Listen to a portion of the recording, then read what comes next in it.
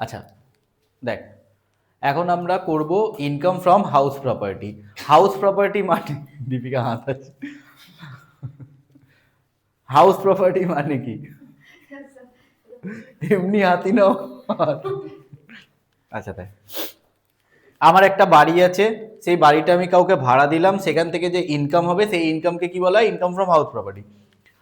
এবার প্রথম প্রথম আমি যখন স্টুডেন্ট ছিলাম আমার মনে হতো সিম্পল তো ব্যাপার, ভাই আমি কাউকে আমার বাড়ি ভাড়া দিলাম, ধরো আমায় 4,500 টাকা করে পার মান্থ ভাড়া দিচ্ছে, গুণ করে দিলাম, অ্যামাউন্ট বেরিয়ে গেল, ওই অ্যামাউন্টের ওপর ট্যাক্স পে করে দেবো, ইনকাম ফ্রম হাউস প্রপার্টি। এত একটা চ্যাপ্টার বানানোর কি দরকার আছে? পরে বুঝলাম ও না না, মানুষ তো স্মার্ট।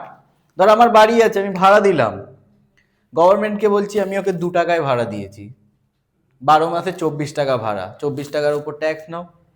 তো আমি গভর্নমেন্টকে বোকা বানিয়ে দিলাম। তো গভর্নমেন্ট তখন নিয়ম কানুন বানিয়ে দিল যে তুমি কি ভাড়া দিচ্ছ বা নিচ্ছ সেটা তো দেখবো, প্লাস ওই এরিয়াতে কত টাকা অ্যাকচুয়াল রেন্ট হওয়া উচিত এটাও আমি কনসিডার করব।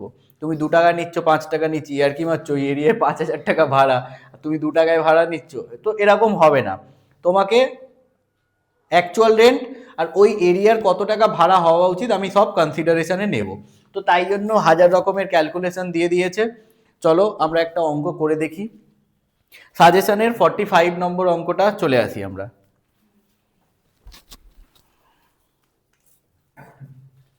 Sri Gautam Pal is the owner of a house in Kolkata. Information relating to the house, two houses for the year 24-25 are as follows. আচ্ছা, the house is used for late out for business, মানে বাড়িটাকে ভাড়া দিয়ে দিয়েছি। Municipal value, fair rent, standard rent, annual rent, vacancy period, municipal tax, interest on loan. আচ্ছা, municipal value দু রকমের হয়, একটা গ্রস মিউনিসিপাল ভ্যালু, একটা নেট মিউনিসিপাল ভ্যালু। গ্রস থাকলে নেটে আমায়, এই নেট থাকলে আমায় গ্রসে কনভার্ট করতে হবে, আর গ্রস থাকলে নেটে কনভার্ট করতে হবে, মানে যখন যেটা দরকার লাগবে। কিভাবে করতে হবে আমরা দেখে নেব। তো একটা ছক কাটি, খুবই সহজ অঙ্ক, 5 থেকে 8 মিনিটের ভিডিও হবে, সব কভার করে দেবো। হেডিংয়ে কি লিখবো? Computation of income from house property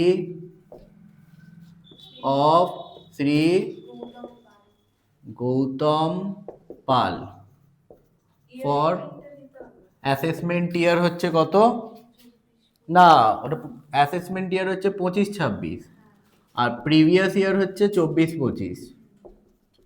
দুটো কলাম করা যায়, তিনটেও কলাম করা যায়, চারটে করা যায়, ওসব বাচ্চারা করে, আমি একটাতেই করি, দেখে নে।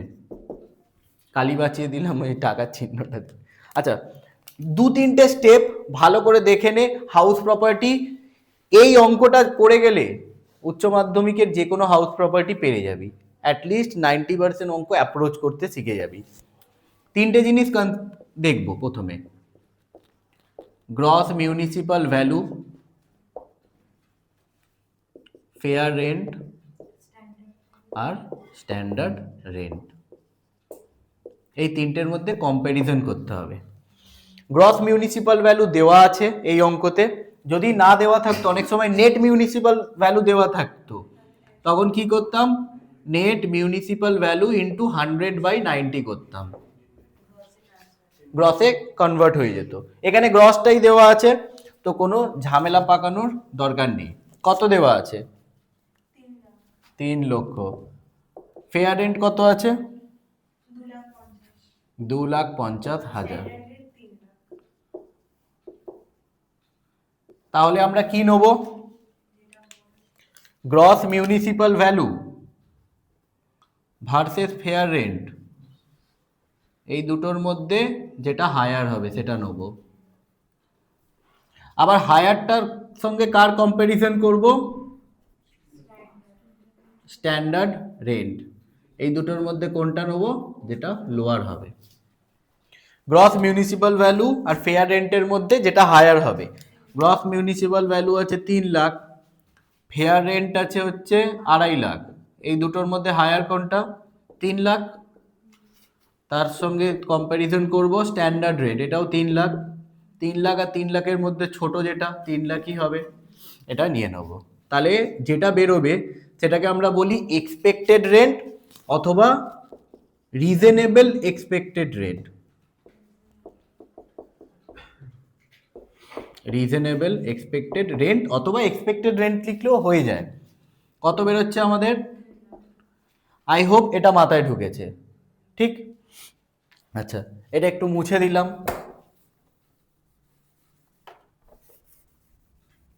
তারপরে কি করব? অ্যানুয়াল রেন্ট নেব। অ্যানুয়াল রেন্ট মানে কি? 12 মাসের ভাড়া। What is the difference between annual rent and actual rent? এখানেই ভুল হবে। অ্যানুয়াল রেন্ট মানে 12 মাসের ভাড়া, অ্যাকচুয়াল রেন্ট মানে যতটা ভাড়া আমি হাতে পেয়েছি। মানে অ্যানুয়াল রেন্ট থেকে ভ্যাকেন্সি মানে বাড়িটা যতদিন খালি ছিল, আর আনরিয়েলাইজড রেন্ট মানে হচ্ছে পাতিকতায় ব্যাড ডেট, এই দুটো বাদ দিলে যেটা পড়ে থাকে সেটাকে কি বলা হয়? Actual rent. কিন্তু আমরা এখানে কি লিখবো? Annual rent. এই অঙ্কতে অ্যানুয়াল রেন্ট দেওয়া আছে, কোনো কোনো অঙ্কতে অ্যাকচুয়াল রেন্ট দেওয়া থাকবে, আমাকে অ্যানুয়াল রেন্টটা ক্যালকুলেট করে বার করতে হবে। অ্যানুয়াল রেন্ট কত আছে? 2,40,000। এই দুটোর মধ্যে আমরা কোনটা নেব? যেটা হায়ার হবে। এই দুটোর মধ্যে আমরা কোনটা নেব? যেটা হায়ার হবে। আসছি তো, কত হচ্ছে এই দুটোর মধ্যে হায়ার? 3 লক্ষ। এবার এখান থেকে লেস করব, এটা একটু মুছে দিলাম। এখান থেকে কি লেস করব? Loss due to vacancy. 2 মাস বলেছে ভ্যাকেন্সি আছে, তাহলে আমরা কিভাবে করব? 2,40,000 ইন্টু 2/12। কেন 2/12 করলাম? ঐকিক নিয়ম করে দেখি। 12 মাসের ভাড়া হচ্ছে 2,40,000 টাকা, তাহলে 1 মাসের ভাড়া কত? 2,40,000 ডিভাইডেড বাই 12, মানে 20,000 হচ্ছে। আর 2 মাসের ভাড়া কত? 40,000। তাহলে এটা আমরা কি পেয়ে গেলাম? Gross annual value. এতটা অবধি তোরা যদি অঙ্কটা করে নিতে পারিস, 50% অঙ্ক ডান। এরপরে অঙ্কে আর কিচ্ছু বাকি নেই, এরপরে অঙ্ক মাখনের মতো সহজ। এতটা অবধি অঙ্ক মাথায় ঢুকে গেলে উচ্চ মাধ্যমিকের সব হাউস প্রপার্টি চোখ বন্ধ করে করে দিতে পারবি, আর চোখ খুলেই করিস। আচ্ছা, তারপরে কি লেস করব? ও সরি, ভুলে গেছি, একটা স্টেপ জাম্প করে যাচ্ছিলাম। হ্যাঁ, মিউনিসিপাল ট্যাক্স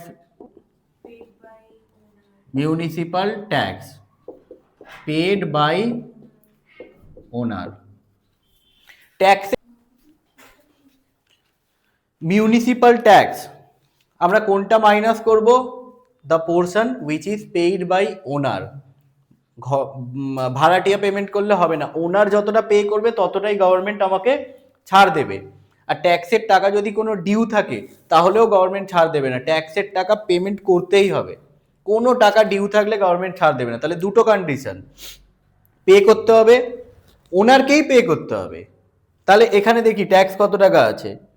টোটাল ট্যাক্স হচ্ছে 27,000 টাকা, 8,100 টাকা ভাড়াটে পে করেছে।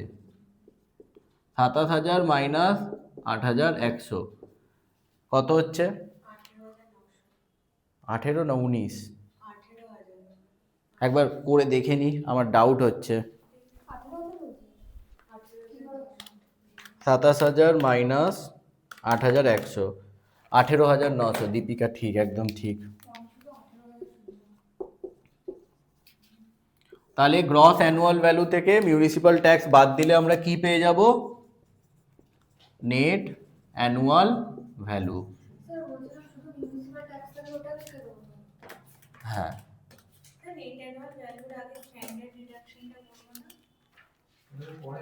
দু লক্ষ 41,100 নেট অ্যানুয়াল ভ্যালু। এখান থেকে কি লেস করব আমরা? Standard deduction under section 24 subsection A. Standard deduction কত? 30%। কার 30%? এই 2,41,100 30%, মানে 2,41,100 ইন্টু 30%, 72,330। আর একটা জিনিস কি লেস করব? Interest on loan under section 24 subsection B.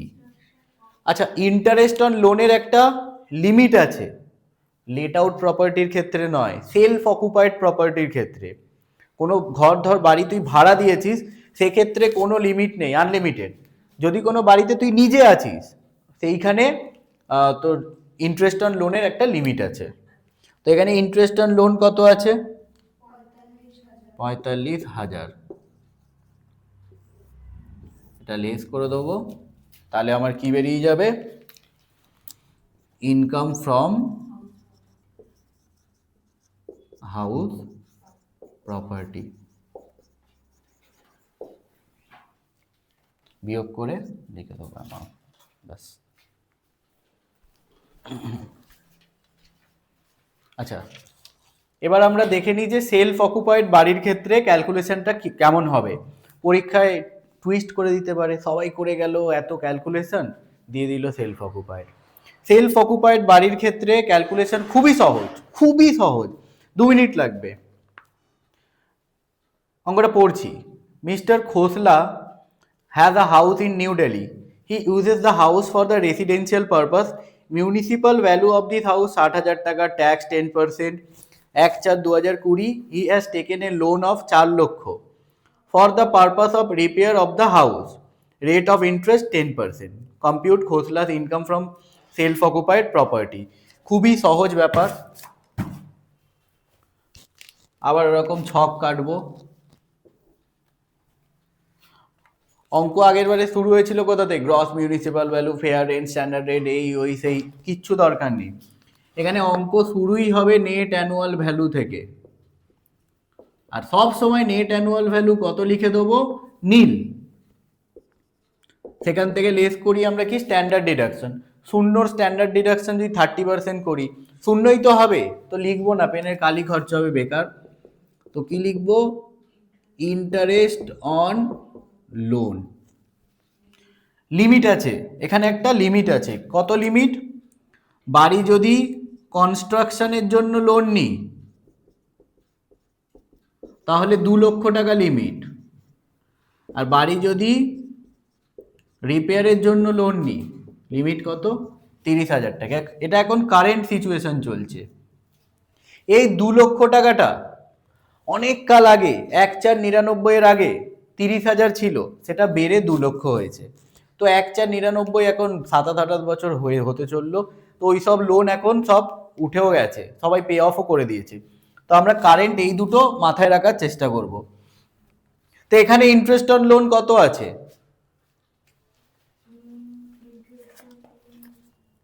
4 লক্ষ টাকা লোন নিয়েছে। কিসের জন্য? দেখ বলেছে রিপেয়ার অফ দ্য হাউস। তাহলে 4 লক্ষ টাকা 10% কত হয়? 40,000। আর লিমিট কত আছে? 40 আর 30-এর মধ্যে যেটা ছোট হবে সেটা নিয়ে নেব।